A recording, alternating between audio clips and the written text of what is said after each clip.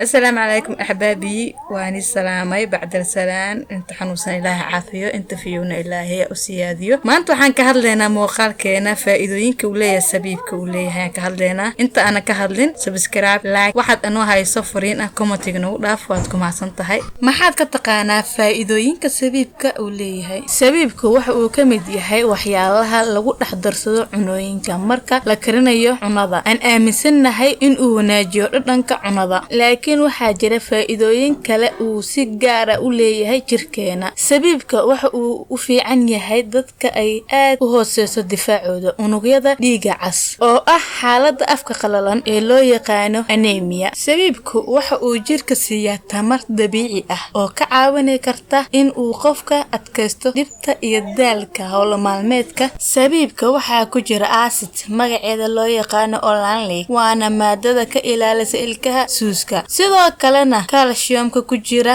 sabiibka wuxuu ilkaha ka ilaaliyaa in ay dibcaan ama ay jajabaan uu adkeeyaa sabiibka waxa ka buuxa maado loo yaqaan catechins taasoo ah sun saare awood leh wuxuu jirka ka saaraa sunta nooca loo yaqaan free radicals oo hadii ay jirka ku badato la sheegay in sabab u noqon karto cudurka loo yaqaan kansarka sabiibku wuxuu xoojiyaa wadnaha wuxuuna kor u qaadaa caafimaad qabka wadnaha sabiibku wuxuu muhiim u yahay caafimaadka indhaha sabiibku wuxuu muhiim u yahay caafimaadka indhaha wuxuu ka hortagaa caadada indhaha iyo arag xumada ka dhalata da'da aad iyo aad ayaad u mahadsantiin daawashada muuqaalkeena fadlan haddii aad ku cusub tahay subscribe like comment share insha Allah wixii kale ka faa'iideysi ah oo idin dheernahay waan isoo gudbinaynaa barakallahu fiikum